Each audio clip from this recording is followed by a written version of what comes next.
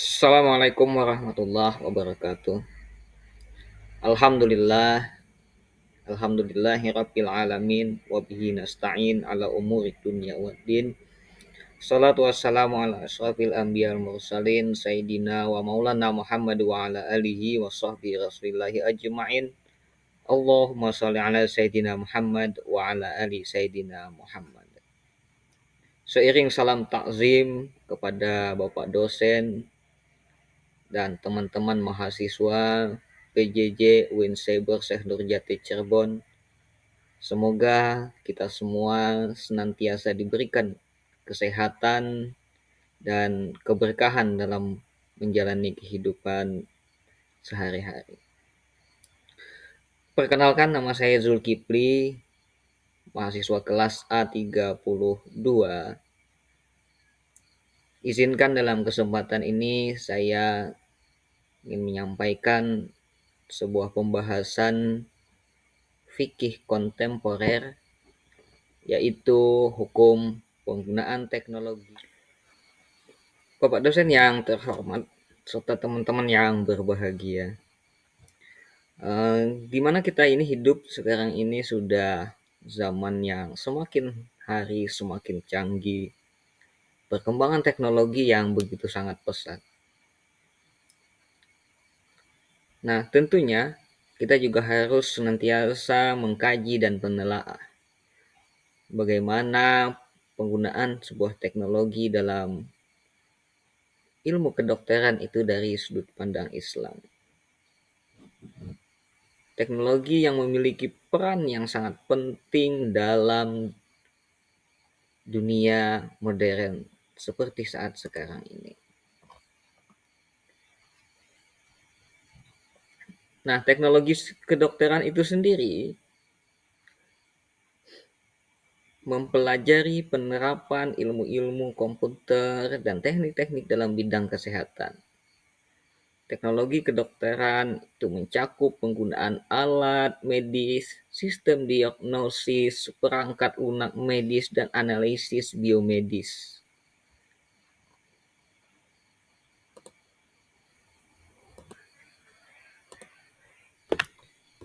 Islam memandang bahwa teknologi kedokteran itu dapat dipergunakan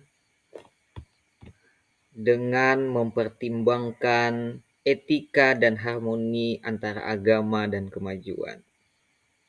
Sejatinya agama Islam itu tidak pernah mengekang umatnya untuk maju dan modern. Islam bahkan sangat mendukung umatnya untuk melakukan penelitian dan bereksperimen dalam hal apapun, termasuk dalam hal sains dan teknologi yang di dalamnya juga termasuk teknologi dalam kedokteran.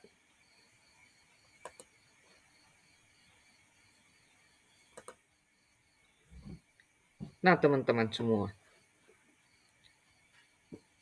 perkembangan teknologi kedokteran itu juga memiliki relevansi yang sangat dalam dengan Islam. Nah, pertama, perkembangan yang cepat, bahwa teknologi kedokteran saat ini memang telah berkembang dengan cepat, membawa pada sebuah kemajuan dalam percepatan pengobatan dan perawatan kesehatan. Nah, lalu bagaimana relevansinya dengan Islam? Bahwa Islam itu senantiasa mendorong untuk mencari pengobatan dan menjaga kesehatan selaras dengan perkembangan teknologi kedokteran itu sendiri. Nah, sejatinya Islam itu telah memiliki khazanah pengetahuan yang sangat luas dalam bidang kedokteran. Katakanlah beberapa tokoh muslim dalam bidang kedokteran yang sangat terkemuka pada zamannya, seperti Ali Al-Tabiri, Ibnu Rus, Ibnu Sina, Abu Al-Qasim, Abu Zaid Al-Balqi, Muhammad bin Zakaria, dan lain-lain sebagainya, seperti Ibnu Al-Hafiz. Hal ini menunjukkan bahwa Islam itu tidak pernah melarang tentang penggunaan teknologi kedokteran itu selagi teknologi itu digunakan dengan sebaik-baiknya sesuai dengan etika dan aturan Islam yang berlaku.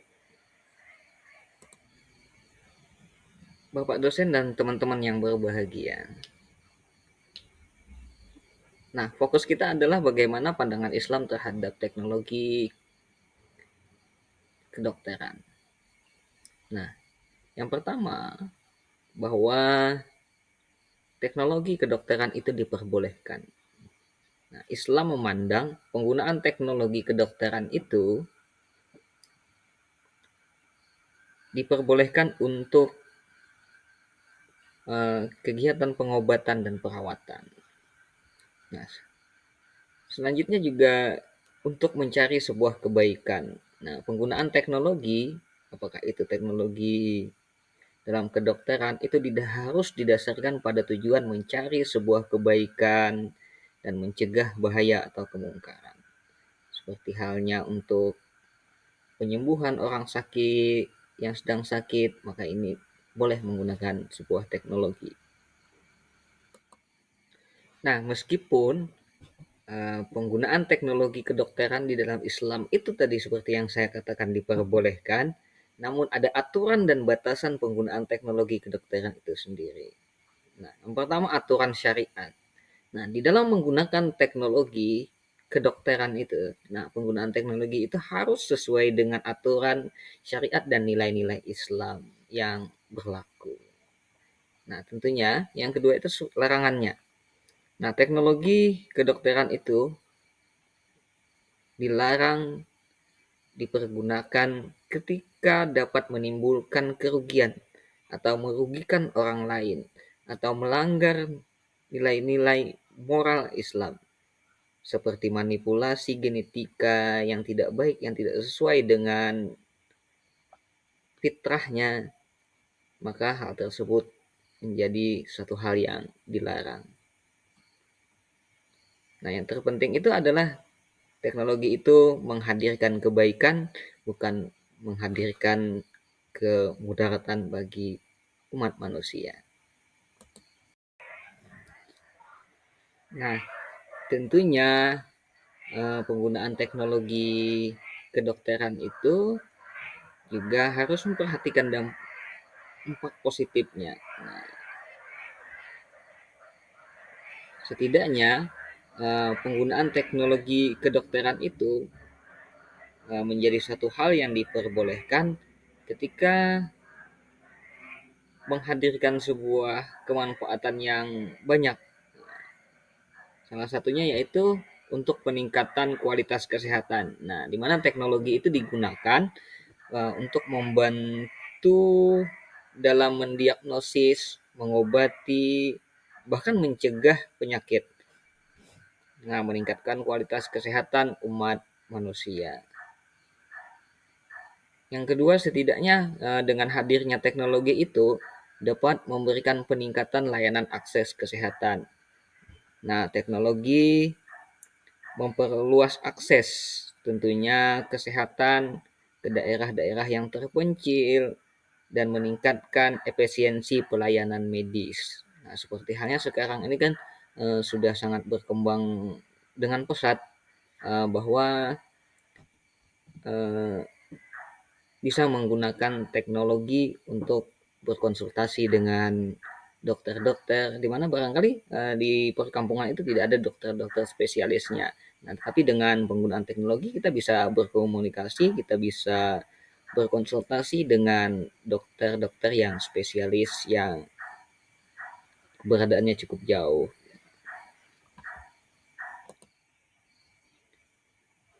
Nah, teman-teman yang berbahagia dan Bapak dosen yang saya hormati,